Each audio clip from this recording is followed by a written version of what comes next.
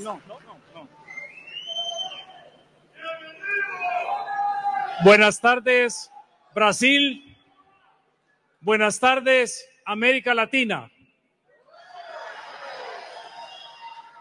Represento a este hombre, Nayib Bukele, que tuvo la fuerza y la valentía de devolvernos la esperanza a millones de salvadoreños.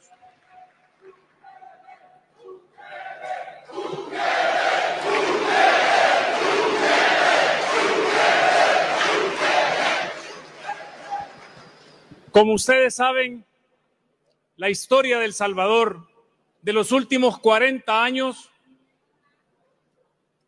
fue una desgracia. Una desgracia que empieza en la década de los 80, donde dos grandes cobardes potencias no se enfrentaban cara a cara y escogían países en América Latina para pelear. Fuimos el laboratorio, los muertos los pusimos los salvadoreños. Luego,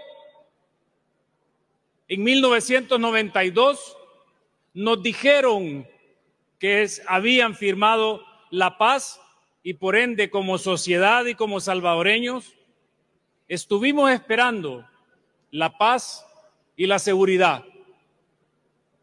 Curiosamente, tuvimos más muertos luego de los acuerdos de paz, más de 140,000 asesinatos, que los muertos en tiempo de la guerra, que fueron 70,000. ¿Y cuál era el detonante? ¿Por qué El Salvador, luego de 40 años, había sido incapaz de alcanzar la seguridad y la paz para sus ciudadanos? ¿Por qué la historia del mundo, si nos vamos a la Segunda Guerra Mundial, por qué Europa en tan corto tiempo recuperó su camino y recuperó ser potencias mundiales? Hay un dato bien curioso.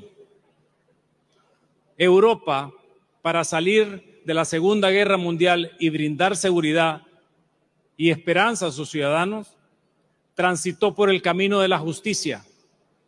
Y todos nos acordamos de los juicios de Nuremberg, que incluso crearon los delitos después de que los habían cometido. Curiosamente, en El Salvador,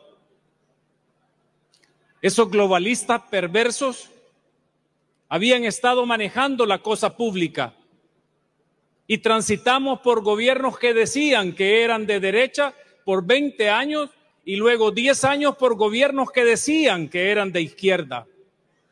No, esos gobiernos representaban a esos perversos globalistas que tienen más de 30 años de estarnos dictando políticas que van en contra de la familia, en contra del sentido común. Por supuesto que necesitábamos a este líder valiente que tuviera el valor de mandarlos al carajo.